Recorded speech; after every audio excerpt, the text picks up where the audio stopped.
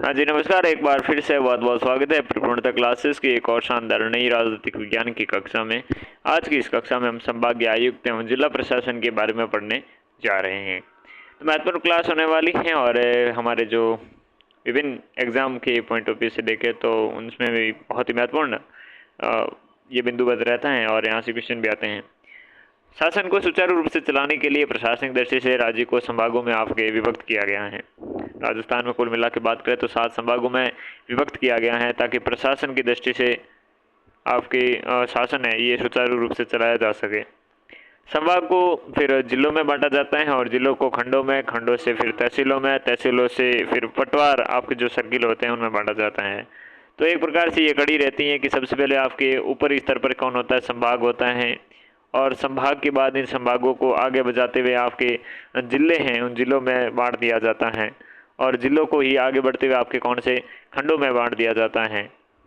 ठीक है, और इन खंडों से आगे कौन बढ़ते हुए तहसीलों में बढ़ते हैं और तहसील हैं, इन तहसीलों से आपके नीचे पटवार क्षेत्र कहलाते हैं या पटवार सर्किल कहलाते हैं। ये पटवार आपके सर्किट या सर्किल, ठीक है, तो इन सर्किलों में बांटा जाता है। ठीक है, तो इस प्रकार के आपके विभाजन रहता है। सबसे पहले संभाग आता है, उसके बाद जिला आता है और उसके बाद खंडों में बांटा जाता है यानी कि ब्लॉक्स में, फिर तहसील्स में और फिर पटवार आपके सर्किल में बांटा जाता है। तो इस प्रकार के आपके सुचारू रूप से आपके जो शासन है इसे चलाने के लिए प्रशासनिक दृष्टि से ये विभाजन आपके रहता है। और जिला प्रशासन का विकास अगर हम देखें तो वैदिक काल था, उसमें जिले के समक्ष जो इकाई थी उसे हम सतग्राम कहते थे और जो अधिकारी होता था उसे सतग्रामी कहते थे। तो वैदिक काल में जिले प्रशासन का आपके जिले के समक्ष जो इकाई होती थी उसे सतग्राम कहते थे और जो इसे इसका प्रमुख रूप से जो अधिकारी होता था उसे सतग्रामी कहते थे। फिर मौर्य काल आया वैदिक काल के बाद, तो मौर्य काल में आपके एहारा करने लगे, ठीक है ना। और ये आपके जो इसके जो प्रशासनिक अधिकारी थे उसे स्थानीय कहने लग गए थे। तो ये मौर्य काल का अपने स्थिति थी कौन से क्या कहलाता था, एहारा कहलाता था आपके जिला जो जिला के समक्ष जो इकाई होती थी, ठीक है ना। फिर गुप्त काल आया, गुप्त डायनेस्टी में आपके विषय क्या कहलाए, आपके विषय कहलाए और जो इसका अधिकारी होता था उसे विषयपति कहते थे। विषय और विषयपति यहाँ पर इस प्रकार से रहने वाला है। जिला लेवल की इकाई आपके मुगल काल में देखे तो सरकार कहलाती थी और उसके बाद जो इसका अधिकारी होता था उसे क्या कहते थे, अमील कहते थे। क्या कहते थे, अमील कहते थे।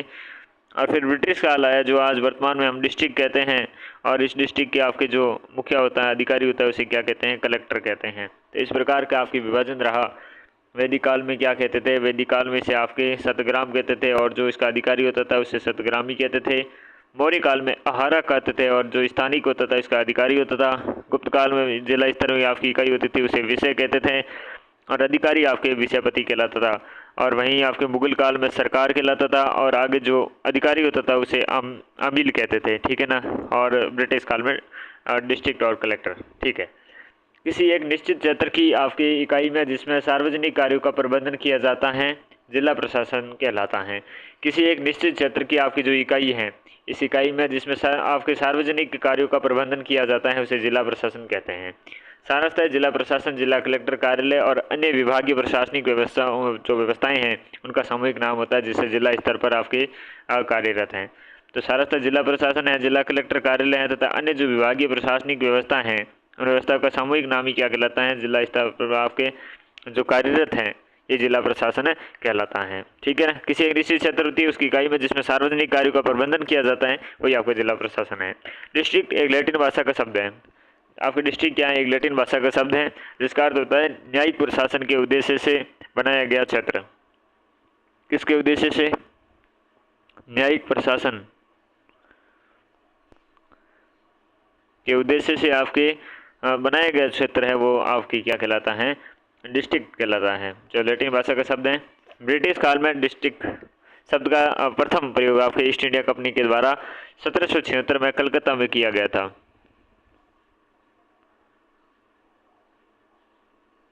1776 कलकत्ता में जिले के आपके दीवान के संदर्भ में किया गया था, जिले के दीवान के संदर्भ में किया गया था।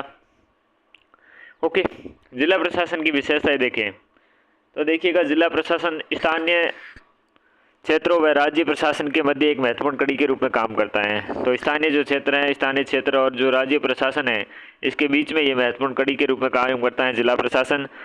इसका मुख्य होता है कलेक्टर होता है, जिसे जिला स्तर पर सभी विभागों का नियंत्रक व समन्वयक होता है। तो जिला प्रशासन का मुखिया कौन होता है? कलेक्टर होता है। और ये अपना कलेक्टर क्या करता है? जिला स्तर पर सभी जो विभाग हैं उस विभागों में नियंत्रक और समन्वयक के रूप में कार्य करता है। आपके जिला प्रशासन के अधीन विभिन्न राजस्व, कानून व्यवस्था एवं विकासात्मक कार्यों को निष्पादित करने वाली जो प्रशासनिक इकाई कार्य करती हैं। जिला प्रशासन के अधीन विभिन्न आपके राजस्व हैं, कानून व्यवस्था और विकासात्मक कार्य हैं, उनको निष्पादित करने वाली प्रशासनिक इकाइयाँ कार्य करती हैं। ठीक है, जिला प्रशासन के अंतर्गत हो गई। और प्रत्येक जिला प्रशासन एक संभाग की इकाई होती है। संभाग पर संभागीय आयुक्त नामक अधिकारी के नियंत्रण रहता है।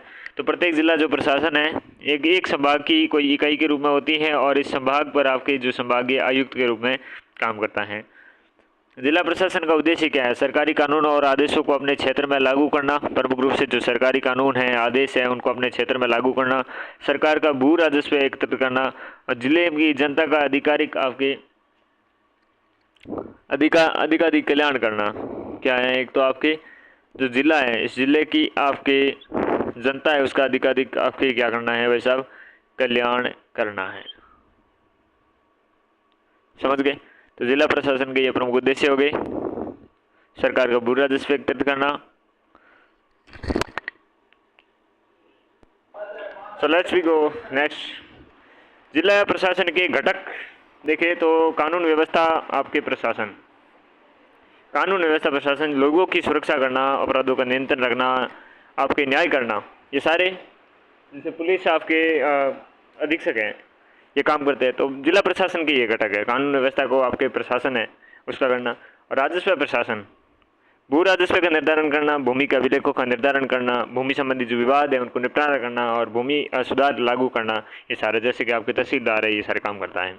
वैसे जिला प्रशासन का अगला घटक देखें तो विकास प्रशासन। देखो, स्थानीय प्रशासन द्वारा किए गए विकास संबंधी जो कार्य होते हैं उसका पर्यवेक्षण और नियंत्रण का कार्य है जैसे आपके मुख्य कार्यकारी जो अधिकारी होता है वो करता है।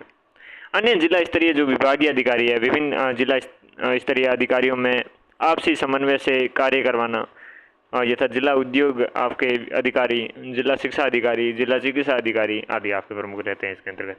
ठीक है, तो अन्य आपके जिला स्तरीय जो विभागीय अधिकारी होते हैं, विभिन्न जिला स्तरीय अधिकारियों में आपसी समन्वय से कार्य करवाना, यथा जिला उद्योग अधिकारी, जिला शिक्षा अधिकारी, जिला चिकित्सा अधिकारी आदि।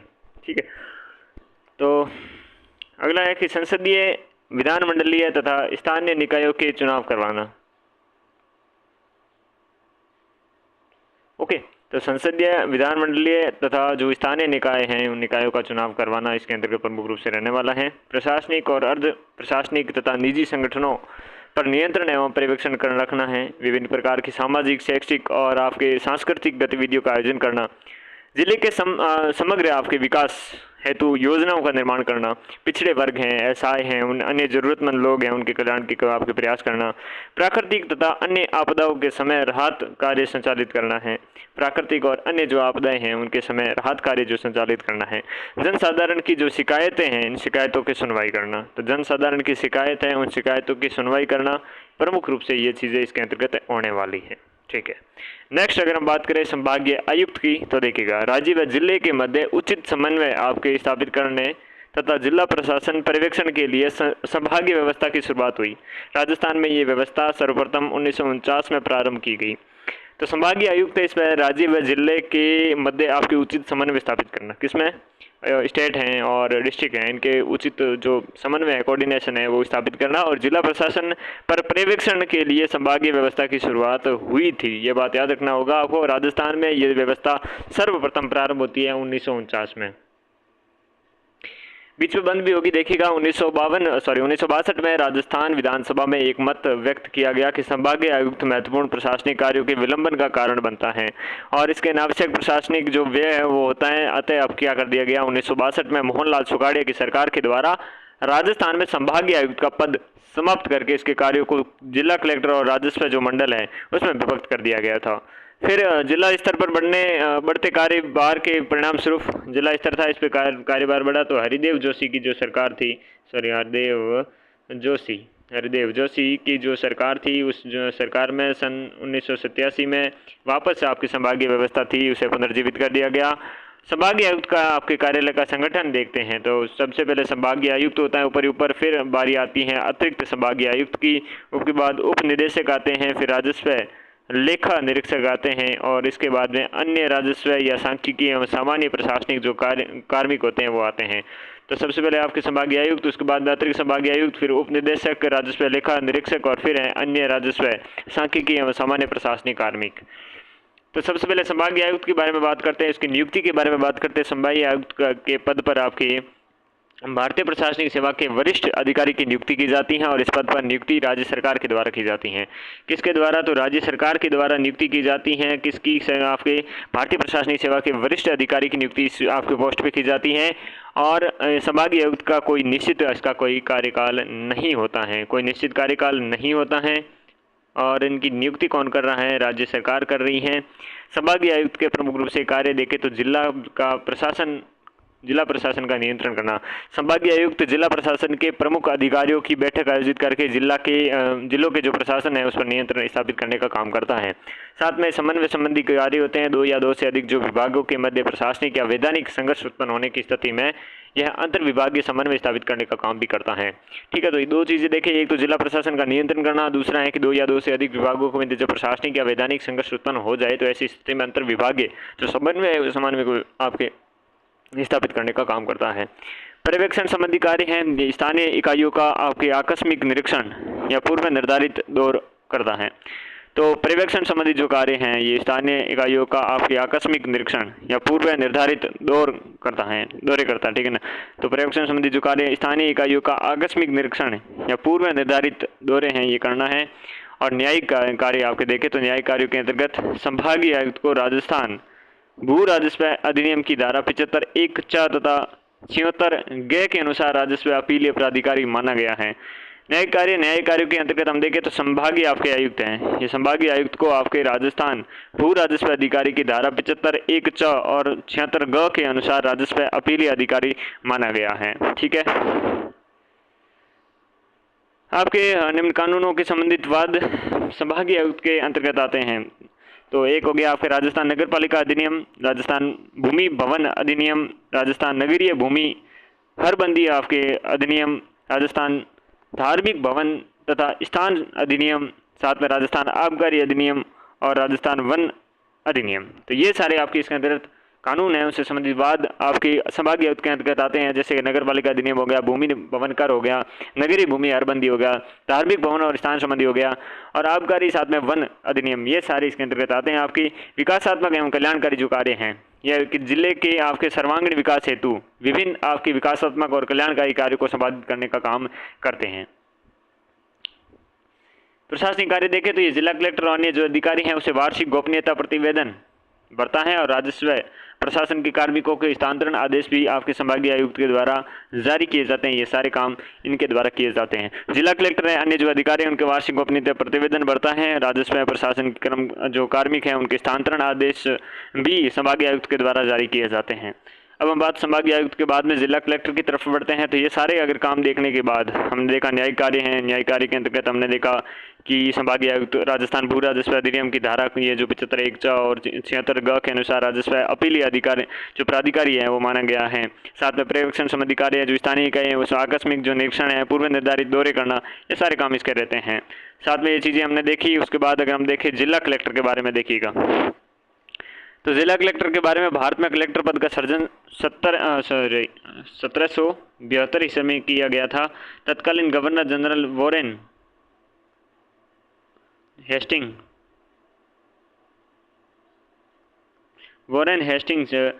ने अपने किया था। स्वतंत्रता से 1988 तक इस पद को जिलाधीश के रूप में जाना जाता था। किस नाम से? जिलाधीश के नाम से जाना जाता था।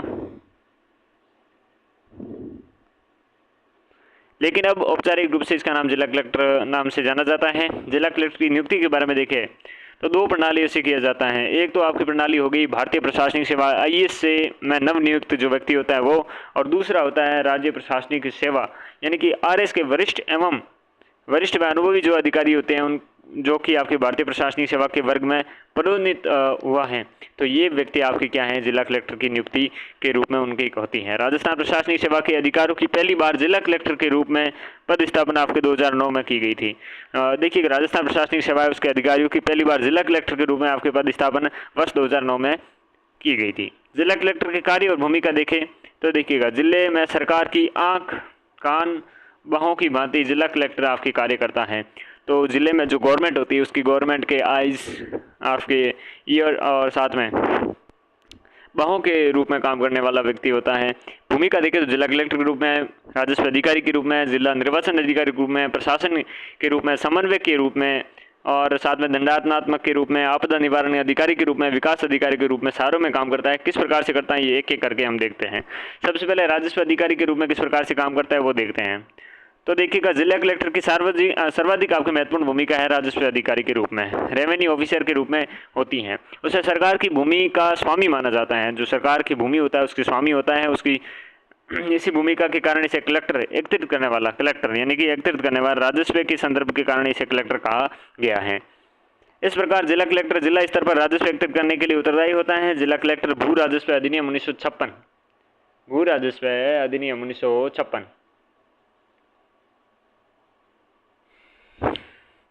के अंतर्गत राजस्व संबंधी जो व्यापक अधिकार हैं, शक्तियां प्रदान की गई हैं। विभिन्न योजनाओं की प्रगति आपके सुनिश्चित करता है। जो विभिन्न योजनाएं हैं उनकी क्या प्रगति किस प्रकार से चल रही है, ये सारी सुनिश्चित करने का काम यही करता है।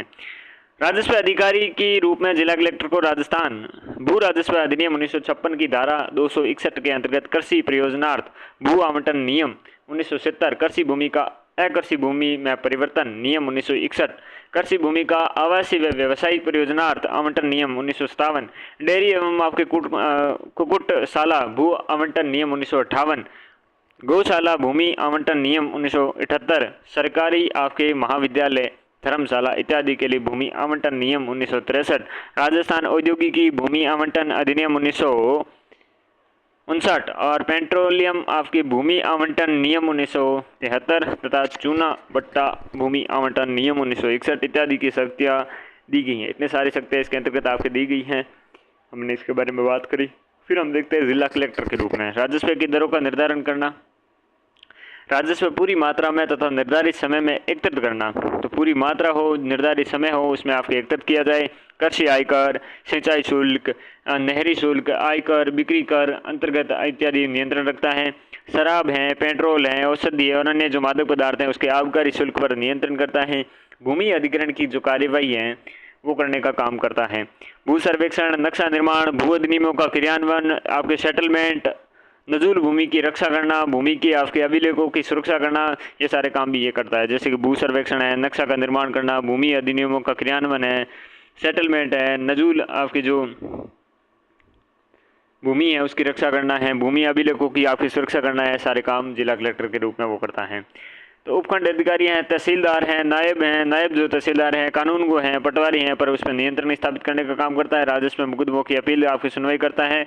कृषि सांख्यिकी आपके तैयार करवाता है। कृषि सांख्यिकी तैयार करवाने का काम भी इसका ही रहता है। कृषि जोतों की जो चकबंदी है और जमींदार उन्मूलन है, जमींदारी आपके उन्मूलन, साथ में बंधुआ मजदूरी, साथ में बंधुआ मजदूरी जो उन्मूलन तथा भूमि सुधारों को लागू करना। कृषि जोतों की आपके चकबंदी, जमींदारी उन्मूलन, बंधुआ मजदूरी उन्मूलन तथा भूमि सुधारों को लागू करना, ये सारे काम इसके प्रमुख रूप से रहने वाले हैं। प्रशासन के रूप में भूमिका, जिला स्तर पर लोक प्रशासन के सामान्य क्षेत्र के कार्य हैं। पोस्ट कॉर्ब, तो जिला स्तर पर लोक प्रशासन के सामान्य क्षेत्र के कार्य देखें तो पोस्ट कॉर्ब मान्यता के अनुसार जिला कलेक्टर की संपादित करता है। तो जिला कलेक्टर यहाँ पे संपादित करता है चीज़ें। जिला प्रशासन की मुखिया के रूप में जिले की प्रशासनिक व्यवस्था पर नियंत्रण एवं पर्यवेक्षण रखता है। तो जिला प्रशासन की मुखिया के रूप में जिले की प्रशासनिक व्यवस्था पर नियंत्रण एवं पर्यवेक्षण रखता है। ओके, तो जिला प्रशासन के मुख्य रूप में जिले के प्रशासनिक व्यवस्था है उस पर नियंत्रण करने का, पर्यवेक्षण करने का भी काम आपके इसका काम होता है। प्रशासन के विरुद्ध जनता की जो शिकायतें हैं उचित सुनवाई है, साथ में कार्रवाई करना, ये सारे काम भी जिला कलेक्टर के होते हैं। जिले में जनगणना करवाना, ये काम भी किसका रहता है? जिला कलेक्टर का रहता है। आम आदमी की शिकायतें सुनवाई जाए, कर्मचारी तंत्र की भर्ती है, प्रशिक्षण है, अनुशासनात्मक जो कार्यवाही है, पदस्थापन है, जैसे कार्यों को भी मार्गदर्शन देना है। जिले में आने वाली आपके शिष्टमंडलों, मंत्री और अन्य महत्वपूर्ण जो व्यक्ति होते हैं, आपके जो अगवानी एवं अन्य व्यवस्थाएं करना, प्रोटोकॉल का कार्य है, ये भी करता है। सभा समारोह में आपके सरकारी जो प्रतिनिधि के रूप में सम्मिलित होना, जो सभा समारोह इसमें सरकारी प्रतिनिधि के रूप में ये आपके सम्मिलित होने का काम करता है। दंडात्मक के रूप में देखें तो जिला कलेक्टर जिला दंडात्मक के रूप में कार्य करता है। जिला कलेक्टर को जिला मजिस्ट्रेट भी कहा जाता है। क्या कहलाते हैं? जिला मजिस्ट्रेट कहते हैं इन्हें। जिला कलेक्टर पुलिस, जेल तथा आपके न्यायिक क्षेत्र के कार्यों को संपादित करवाता है। जिला कलेक्टर के दायित्व अगर दंडात्मक रूप में देखें तो कानून व व्यवस्था बनाए रखना, जिला पुलिस तंत्र पर नियंत्रण स्थापित करना, सांप्रदायिक दंगों, उग्र प्रदर्शनों पर आपके नियंत्रण रखना, विदेशों के आपके जो पार पत्र हैं, वीज़ा है, उसकी जाँच करना। आपकी बात करें किसकी? जाति, निवास तथा अन्य प्रमाण पत्र हैं उसको जारी करना है। जिला कारागृह और जेल पर आपके निरीक्षण करना है। धारा 144 के अंतर्गत शांति भंग के मामलों की सुनवाई करना है। आपके आपको जो सशस्त्र हैं उन पर नियंत्रण स्थापित करना है। तस्करी है, नशीली दवा है, व्यापार है, आतंकवादी गतिविधियाँ, उस पर आपके नियंत्रण करने का काम भी कलेक्टर का रहता है। विकास अधिकारी के रूप में भूमिका देखते हैं, देखिएगा। स्थानीय प्रशासन के द्वारा किए जाने वाले विकास कार्यों का पर्यवेक्षण रखने और समन्वय स्थापित करने के लिए जिला कलेक्टर के द्वारा किया जाता है। जो प्रशासन है, स्थानीय प्रशासन के द्वारा आपके किए गए विकास कार्य हैं, पर्यवेक्षण रखने और समन्वय स्थापित करने का कार्य करता है। जिला आयोजना समिति के माध्यम से जिले की आपकी विकास योजनाएं बनवाना, तो जिला जो आयोजना समिति है उसके माध्यम से जिले की विकास योजना बनवाना, जिले में चल रही समस्त विकास परियोजनाओं के तथा कार्यक्रमों को निगरानी रखना तथा उनकी रिपोर्ट संभागीय आयुक्त और राज्य सरकार को प्रस्तुत करना, एकीकृत ग्रामीण विकास और अन्य जो विकास और कल्याणकारी योजनाओं का संचालन करवाना, ये काम करता है। ठीक है, सारे क्या करता है? एकीकृत ग्रामीण विकास है, अन्य विकास है, कल्याणकारी योजना, उनका संचालन करे। ठीक है, साथ में जिला परिषद के माध्यम से जिले की योजनाएं और केंद्र राज्य प्रवर्तित आपके कार्यक्रमों का सफल क्रियान्वयन करवाना। तो जिला परिषद के माध्यम से जिले की जो योजनाएं हैं, केंद्र राज्य की प्रवर्तित कार्यक्रम हैं, उनका सफल क्रियान्वयन करना जिला परिषद के माध्यम से। विकास अधिकारी के रूप में कलेक्टर की बदलती भूमिका देखें तो 1978 में अशोक मेहता समिति ने विकास के कार्यों में गति लाने और कलेक्टर के कार्य को बोझ घटाने हेतु पृथक पद आपके सर्जित करने का सुझाव दिया। और 1985 में जीवी के राव की अध्यक्षता में बनी कार्ड समिति ने भी कलेक्टर की विकास और नियामक के पदों में विभाजन करने की सिफारिश की थी। 73वें संविधान संशोधन एवं तत्पश्चात संशोधित पंचायती राज अधिनियमों के कारण जिला कलेक्टर की पंचायती राज संस्थानों में विकास पर काफी भूमिका सीमित हुई है। तथापि पंचायती राज संस्थानों पर पर्यवेक्षण का कार्य कलेक्टर के द्वारा किया जाता है। पंचायती राज संस्थाओं के विकास संबंधी जो कार्य हैं उससे तो मुख्य कार्यकारी अधिकारी का पद आपके सर्जन किया गया है। अच्छी बात है। ठीक है, समन्वय के रूप में जिला प्रशासन और राज्य सरकार के बीच में मध्य और जिला प्रशासन के विभिन्न जो सरकारी विभाग हैं उनके मध्य, निजी संगठन और लोक सेवाओं के मध्य अगर समन्वय के रूप में काम करता है कलेक्टर। स्वयंसेवी जो संस्थाएं हैं, दबाव समूह हैं, सरकारी विभाग हैं, निजी संस्थाएं हैं, उनके मध्य, केंद्र सरकार के विभागों और जिला इकाइयों के मध्य, केंद्र सरकार के जो विभाग हैं, जिला इकाइयों हैं, उनके मध्य, नगरीय और ग्रामीण जो स्थानीय स्वायत्त संस्थाएं हैं जिला प्रशासन के मध्य, तो नगरीय एवं ग्रामीण स्थानीय आपके स्वायत्त संस्थाओं तथा जिला प्रशासन के मध्य। ठीक है, सैन्य प्रशासन तथा लोक सेवाओं के बीच, सैन्य प्रशासन है, लोक सेवाएं हैं, उनके बीच में भी ये काम करता है।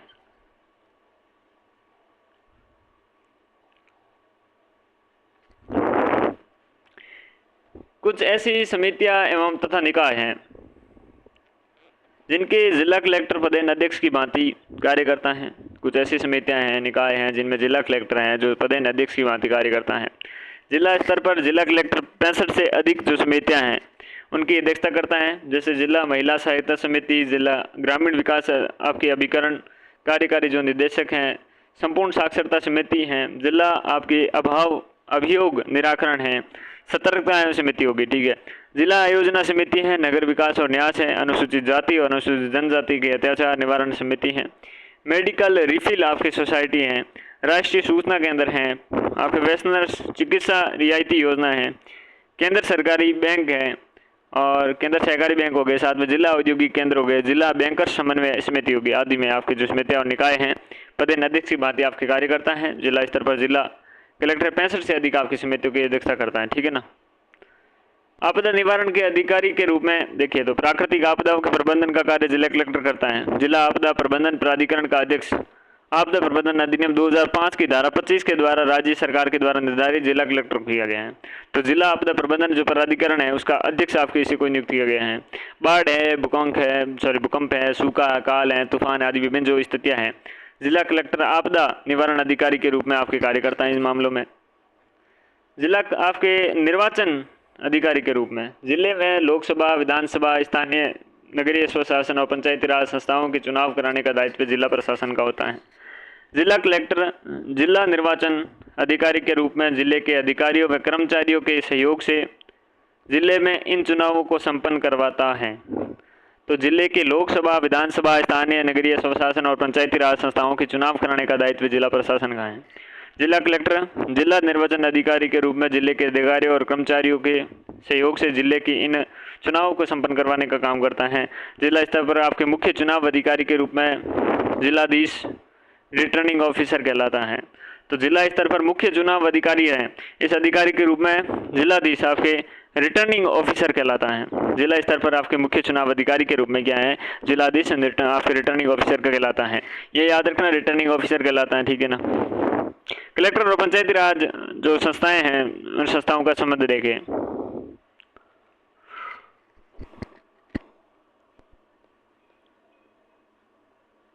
स्वतंत्रता के पश्चात कलेक्टर को जिला के विकास कार्यक्रम को क्रियान्वयन की जिम्मेदारी दी गई, परंतु पंचायती राज संस्थाओं के गठन हेतु बनी जो विभिन्न समितियां हैं जैसे कि जेवीके आपके राव समिति हैं, अशोक मेहता समिति है, कलेक्टर के विकास संबंधित कार्यों को नियामक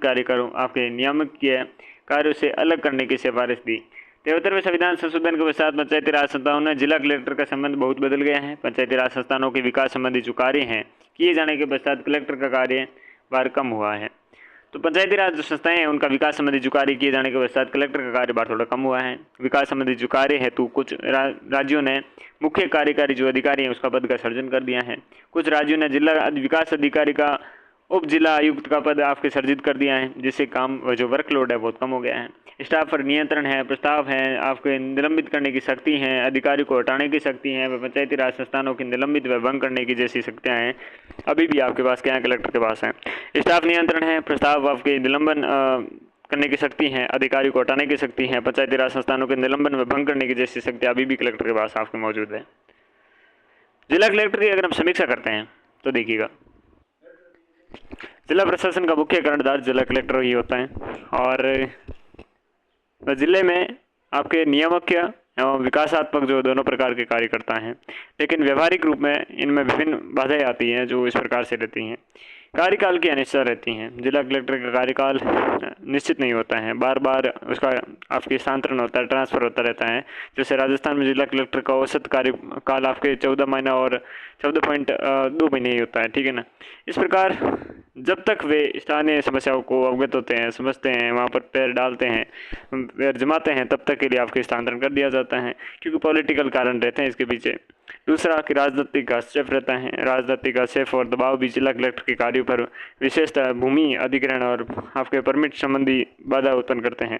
यदि जिला कलेक्टर के ऐसे दबाव का विरोध करता है तो उस पर जनप्रतिनिधियों के अनुरोध के प्रति असंवेदनशील होने का आरोप लगता है। तीसरा कि प्रोटोकॉल है, तो जिला कलेक्टर का अधिकांश समय जिले में आने वाले जो महत्वपूर्ण व्यक्ति हैं उनकी आपकी आवाभगत में लग जाते हैं, तो प्रोटोकॉल की वजह से रहता है। कार्यभार की आपकी अधिकता रहती है। जिला प्रशासन का मुख्य होने के नाते विभिन्न विभागों से संबंधित आपके पत्रावलंबी बैठक हैं, प्रोटोकॉल आदि जिला कलेक्टर का अधिकांश समय व्यतीत हो जाता है। इस प्रकार वह विकास कार्यों का आपके पर्याप्त ध्यान नहीं दे पाता है।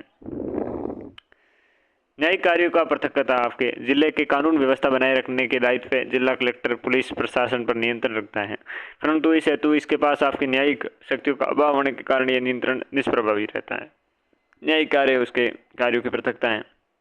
जिले में कानून व्यवस्था बनाए रखने के दायित्व जिला आपके कलेक्टर पुलिस प्रशासन पर नियंत्रण रखना, परंतु इस हेतु इसके पास कोई न्यायिक शक्ति नहीं होती। इसके अभाव होने के कारण नियंत्रण क्या है, निष्प्रभावी रहता है।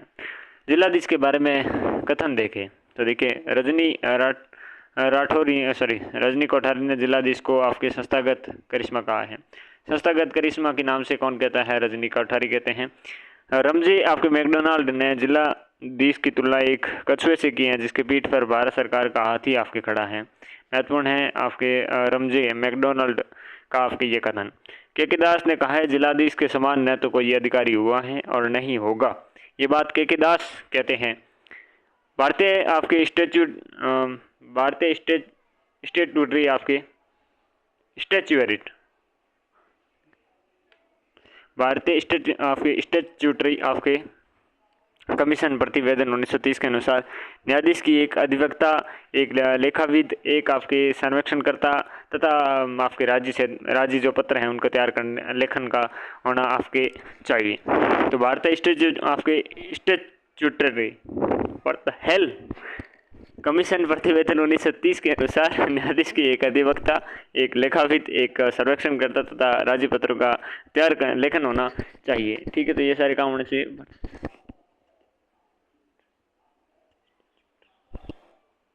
भारतीय स्टैट्यूटरी, ओके, अब फिट बैठ गया।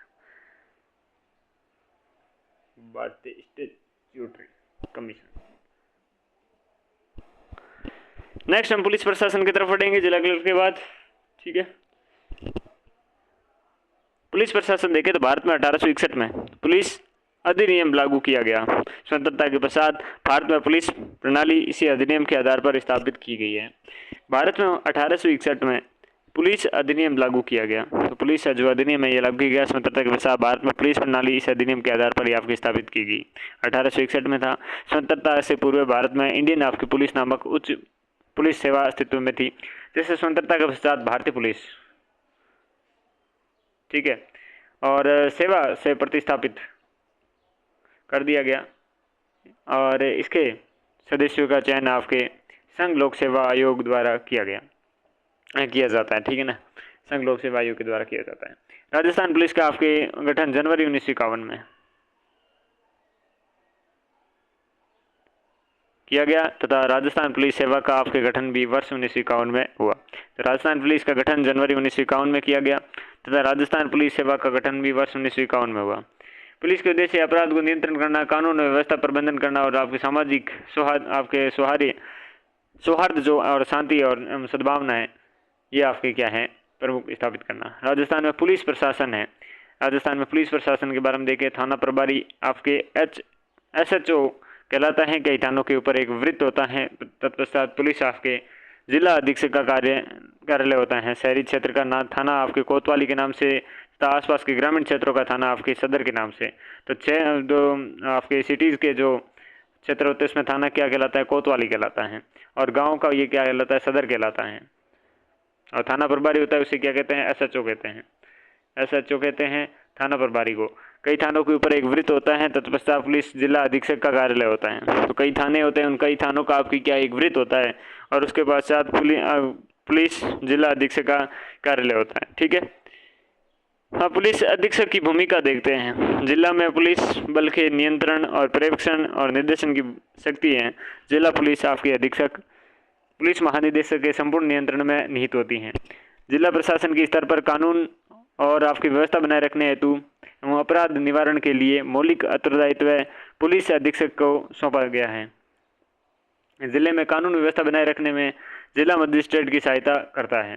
जिले में कानून व्यवस्था बनाए रखने में जिला मजिस्ट्रेट की सहायता करता है। पुलिस अधीक्षक के द्वारा जो संबंधित जिले हैं उसमें अपराध और विशेष शाखाओं के कार्यों का आपके पर्यवेक्षण किया जाता है। तो देखिए, तो जिले में आपके पुलिस जो बल हैं उसके नियंत्रण और पर्यवेक्षण, उसके निर्देशन की शक्ति जिला पुलिस अधीक्षक के पास होती है। ठीक है ना, पुलिस महानिदेशक के संपूर्ण नियंत्रण में निहित होती हैं। जिला प्रशासन के स्तर पर कानून और व्यवस्था बनाए रखने हेतु एवं अपराध निवारण के लिए मौलिक उत्तरदायित्व आपके पुलिस अधीक्षक को सौंपा गया है। जिले में कानून व्यवस्था बनाए रखने के लिए जिला मजिस्ट्रेट की सहायता करता है। ठीक है, तो जिले में कानून व्यवस्था बनाए रखने में जिला मजिस्ट्रेट की सहायता कौन करता है? पुलिस अधीक्षक। ठीक है, पुलिस अधीक्षक के द्वारा संबंधित जिले हैं उसके अपराध हैं, विशेष शाखाएं हैं, कार्यों का पर्यवेक्षण किया जाता है। पुलिस संगठन की से संबंधित कार्मिक है, संगठनात्मक जो उत्तरदायित्व हैं उनका निर्वहन करना पुलिस अधीक्षक का उत्तरदायित्व रहता है। जिला प्रशासन के स्तर पर पुलिस संगठन की कार्यकुशलता मनोबल अनुशासन को बनाए रखने हेतु पुलिस अधीक्षक की महत्वपूर्ण भूमिका होती है। आपके पुलिस अधीक्षक जिला प्रशासन के स्तर पर पुलिस संगठन और जनता के प्रतिनिधियों के बीच एक संपर्क सूत्र के रूप में कार्य करता है।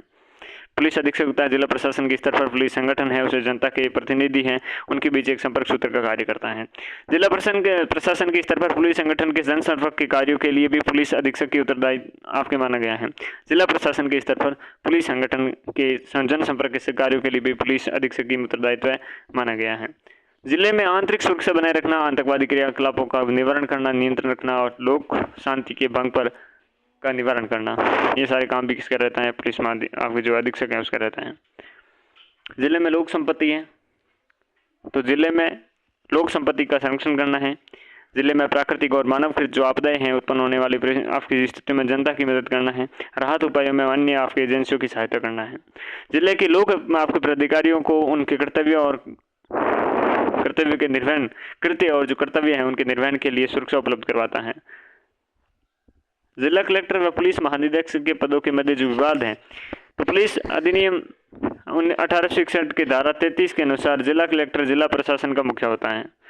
कानून व्यवस्था हेतु आपके पुलिस प्रशासन की जिम्मेदारी जिला कलेक्टर को दी गई है। तो धारा 14 के अनुसार आपके पुलिस अधीक्षक पुलिस प्रशासन का मुखिया होता है जो जिले की कानून व्यवस्था बनाए रखने हेतु जिम्मेदार होता है। विवाद के कारण देखिए तो एसपी कलेक्टर के प्रत्यक्ष नियंत्रण में अपने कर्तव्य का संचालन करता है और एक ही कार्य के संबंध में उत्तरदायित्व का दोहराकरण किया गया है। तो किसकी सुने जाए? कलेक्टर या आपके इसके पुलिस महानिरीक्षक। नेक्स्ट, उपखंड प्रशासन। प्रशासन के प्रभावी नियंत्रण हेतु जिला और तहसील के बीच एक स्तर का सर्जन किया गया जाता है जिसे उपखंड कहते हैं। प्रत्येक उपखंड पर एक उपखंड अधिकारी नियुक्त होता है। उपखंड के प्रमुख अधिकारी को उत्तर प्रदेश और राजस्थान में आपके एसडीओ या एसडीएम कहते हैं। तमिलनाडु में उसे उपजिलाधीश कहते हैं। महाराष्ट्र में प्रांत अधिकारी कहते हैं। उपखंड अधिकारी की नियुक्ति देखें तो उपखंड अधिकारी के आपके पद प्राय आपके राजस्थान प्रशासनिक सेवा आरएस के अधिकारी को लगाया जाता है और उपखंड अधिकारी के कुछ पद तहसीलदारों के पदों से पदोन्नति के माध्यम से भरे जाते हैं और भर्ती एवं प्रशिक्षण की दृष्टि से उपखंड अधिकारी एक सामान्य पद है। भर्ती और प्रशिक्षण की दृष्टि से क्या है? एक अधिकारी उपखंड अधिकारी एक सामान्य पद है। कुछ आते हैं आरएस के हिसाब से आते हैं, कुछ तहसीलदार के आपके पदोन्नत होकर आते हैं। उपखंड अधिकारी के कार्य देखें तो दंडनायक के रूप में देखिए उपखंड अधिकारी को उपखंड क्षेत्र में व्यवस्था कायम करने के लिए दंडनात्मक शक्ति दी गई है। इस कारण से आपके एसडीएम कहा जाता है। और न्यायिक कार्य के लिए आपके देखें तो उपखंड अधिकारी राजस्व के संदर्भ में प्रथम श्रेणी का न्यायाधीश के समक्ष हैं आपके नागरिक के बीच के राजस्व मामले यदि तहसीलदार सुनता है तो उसमें आपके अपील के अधिकार उपखंड अधिकारी को दिए गए हैं। ठीक है, सुनता कौन है? तहसीलदार, लेकिन आपके अपील के अधिकार किसे दिए गए हैं? उपखंड अधिकारी को। निरीक्षण संबंधी कार्य देखो पटवारी और राजस्व निरीक्षण गिरदावर के संदर्भ में उपखंड अधिकारी को आपके अनुशासनात्मक जो कार्यवाही है उसकी शक्ति दी गई है। राजस्थान भू राजस्व नियमों के अनुसार वह प्रत्येक तहसील में सदर कानूनगो की अभिलेखों का एक आपके 1/5 भाग आपके प्रतिवर्ष स्वयं देखता है। निर्वाचन संबंधी कार्य देखें तो उपखंड अधिकारी निर्वाचन की दृष्टि से पंजीयन अधिकारी होता है। वह मतदाता की सूची नवीनतम बनाए रखता है, नए मतदाताओं का नाम दर्ज करता है, मतदान न रहने पर आपके नाम हटाता है आदि अधिकारी की देखरेख में होते हैं। और यह आपके लोकसभा चुनाव के लिए उपचुनाव अधिकारी और विधानसभा चुनाव के लिए चुनाव अधिकारी होता है। तो विधानसभा चुनाव के लिए तो होता है चुनाव अधिकारी और लोकसभा चुनाव के लिए होता है उपचुनाव अधिकारी। उपखंड में आपके गरीबी रेखा से नीचे जीवन यापन करने वालों को सर्वेक्षण करवाने का दायित्व आपके उपखंड अधिकारी का होता है। तो गरीबी रेखा से नीचे जीवन यापन करने वाले सर्वेक्षण करवाने का काम कौन करता है? उपखंड अधिकारी करता है। तहसील प्रशासन के बारे में देखें तो प्रत्येक तहसील पर आपके एक तहसीलदार नियुक्त होता है। राजस्थान में तहसील सेवा आरटीएस का अधिकारी होता है। राजस्थान तहसील सेवा का अधिकारी होता है आरटीएस का। तहसीलदार तहसील में राज्य का अभिकर्ता होता है। तहसीलदार की नियुक्ति राजस्व मंडल के द्वारा की जाती है। राजस्थान तहसीलदार सेवा पर नियंत्रण 1956 में राजस्व मंडल को सौंपा गया था। तो राजस्थान तहसीलदार सेवा पर नियंत्रण 1956 में राजस्व मंडल को सौंपा गया था। भू राजस्व संबंधी इसके देखो प्रमुख रूप से कार्य तो भू राजस्व संबंधी कार्य या राजस्थान काश्तकारी कानून 1955 में राजस्थान भू राजस्व अधिनियम 1956 के तहत राजस्व संबंधी मुकदमे सुनने का कार्य करता है। लगान के अतिरिक्त तकावी ऋण, साथ में गत वर्षों के बकाया, अन्य सरकारी वसूलियों की अंतिम जिम्मेदारी तहसीलदार की होती है। भू अभिलेख का आपके संधारण करना, भूमि संबंधी जो रिकॉर्ड हैं उन तैयार करवाना उनका काम रहता है। उन्हें अद्यतन व सुरक्षित रखना इसका काम रहता है। पंजीयन का कार्य, संपत्ति के क्रय विक्रय के पंजीयन के दौरान तहसीलदार उप पंजीयक के अधिकारी का होता है। तो पंजीयन का काम रजिस्ट्रेशन का काम करता है। और राशनिंग की व्यवस्था, उपभोक्ता वस्तु जैसे चीनी है, सीमेंट है, तेल का, मिट्टी का जो तेल है आदि के राशनिंग की जिम्मेदारी आपके तहसीलदार की होती है। अकाल, अनावृष्टि, बाढ़, महामारी आदि परिस्थितियों में सहायता पहुंचाने का दायित्व भी तहसीलदार का होता है। आपके राजकोष अधिकारी के रूप में तहसील क्षेत्र की समस्त आय एवं व्यय के लिए राजकोष की व्यवस्था की जिम्मेदारी तहसीलदार की होती है, क्योंकि वह आपके उप राजकोष अधिकारी होता है। तो उप राजकोष अधिकारी के रूप में तहसील क्षेत्र में समस्त आय व व्यय के लिए राजकोष की व्यवस्था की जिम्मेदारी तहसीलदार की होती है, क्योंकि वह उप राजकोष अधिकारी होता है। तहसील में राज्य के अभिकर्ता के रूप में भूमिका, वह तहसील की जनता के समक्ष राज्य की तथा जिला प्रशासन के समक्ष नागरिकों की बात करता है। तो जनता के समक्ष राज्य की और जिला प्रशासन के समक्ष नागरिकों की बात करता है। कानून एवं व्यवस्था की दृष्टि से इसे मजिस्ट्रेट के अधिकार आपके दिए गए हैं। निर्वाचन, विदेशियों का प्रबंधन, मुख्य अतिथियों का स्वागत आदि दायित्व का आपके निर्वहन करता है। लोक कल्याणकारी राज्य के संकल्प हेतु राज्य द्वारा चलाई जा रही विभिन्न योजनाओं के संचालन की व्यवस्था करता है। तो लोक कल्याणकारी जो राज्य की संकल्पना हेतु राज्य द्वारा चलाई गई विभिन्न योजनाएं उनका संचालन है, व्यवस्था करना है। जनगणना है, कृषि सर्वेक्षण में भूमि उपयोग संबंधी सूचनाएं हैं, पशु सर्वेक्षण है आदि तहसीलदार की देखरेख में पूरे होते हैं। पटवारी के काम, अब देखो पटवारी क्या चीज़ है। राजस्व कार्यों के लिए एक तहसील को कुछ पटवार क्षेत्रों सर्किल में आपके विभाजित किया जाता है। पटवार सर्किल को स्थापना और परिवर्तन के राज्य सरकार की अनुमति से, किसकी, राज्य सरकार की अनुमति से भूलेख निदेशक के नामक पदाधिकारी के द्वारा किया जाता है। किसके द्वारा? भूलेख निदेशक नामक आपके पदाधिकारी होता है, उसके द्वारा किया जाता है। स्वतंत्र भारत में 1963 में लंबरदार पद की समाप्ति कर दी गई और इसके बाद पटवारी पद का सर्जन किया गया। 1963 में पहले क्या था, लंबरदार पद था, उससे समाप्त करके पटवारी पद का सर्जन हुआ। राजस्थान में पटवारी पद पर भर्ती एवं नियम बनाने का आपके कार्य किसका है? राजस्व मंडल का है। पटवारी के स्थानांतरण और अनुशासन की शक्तियां जिला कलेक्टर को दी गई हैं। अब पटवारी के जो स्थानांतरण का काम है, उसके अनुशासन की जो शक्तियां, ये सारे कलेक्टर के काम है। पटवारी प्रशासन की क्या है? मूल इकाई के रूप में काम करता है। इसके गांव में देखो, इसके काम देखो, काम देखते थे यहाँ पर। गांव की भू संपत्ति जो संबंधी विभिन्न अभिलेख हैं, अभिलेख रखने का दायित्व पटवारी का होता है। गांव को पटवारी गांव की समस्त भूमि का आपके निर्धारित प्रकारों में वर्गीकरण करता है, खेतों का नाप रखता है, खेतों के में नक्शा बनाता है, ये सारे काम यही करता है। और भूमि के मालिक का नाम, उसकी भूमि का पूर्ण विवरण रखता है। ग्रामीण कृषकों और भूमि आपके मालिकों की समस्याओं के समाधान हेतु पटवारी द्वारा विशिष्ट प्रशासनिक राजस्व अभियान संचालित किए जाते हैं। फसल तैयार होने पर पटवारी उसका विवरण तैयार करता है, गिरदावरी करने का काम करता है। इसके साथ ही पटवारी किसानों की भूमि पर वसूल करता है। पटवारी किसानों से भूमि पर कर वसूल करने का काम करता है, भू राजस्व या लगान कहते हैं जिसे। पटवारी अपने पटवार क्षेत्र में सभी ग्रामों में कि भू राजस्व, फसल, पशुधन, सिंचाई आदि से संबंधित सांख्यिकी एकत्र कर उन्हें जिला कलेक्टर के माध्यम से राजस्व मंडल को आपके संप्रेषित करता है। और पटवारी पंचायती राज संस्थानों के चुनाव के समय मतदान दलों की ग्रामीण क्षेत्रों में व्यवस्था करता है। मतदान दलों की आपके ग्रामीण क्षेत्रों में व्यवस्था करता है। ग्राम पंचायत की वित्त व कर समितियों की कार्यवाही में मुख्य आपके सहायक की भूमिका निभाता है। तहसील स्तर पर गिरदावर, राजस्व निरीक्षक को पटवारी के कार्यों के निरीक्षण के लिए आपके नियुक्त किया जाता है। किसको? गिरदावर को, राजस्व निरीक्षक के रूप में। Last video, village development officer. Panchayati Raj अधिनियम के प्रावधानों के अनुसार प्रत्येक ग्राम पंचायत में एक सचिव होता है, जिसे ग्राम विकास अधिकारी के नाम से जानते हैं। तो सचिव का एक पद होता है। ग्राम विकास अधिकारी की नियुक्ति ग्रामीण विकास एवं पंचायती राज विभाग के द्वारा की जाती है। ग्रामीण विकास और पंचायती राज द्वारा इसकी नियुक्ति होती है।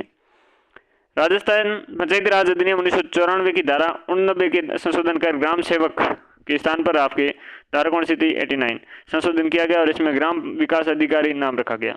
पहले ग्राम सेवक था, फिर विलेज डेवलपमेंट ऑफिसर रखा गया। ग्राम विकास अधिकारी की कार्य देखें।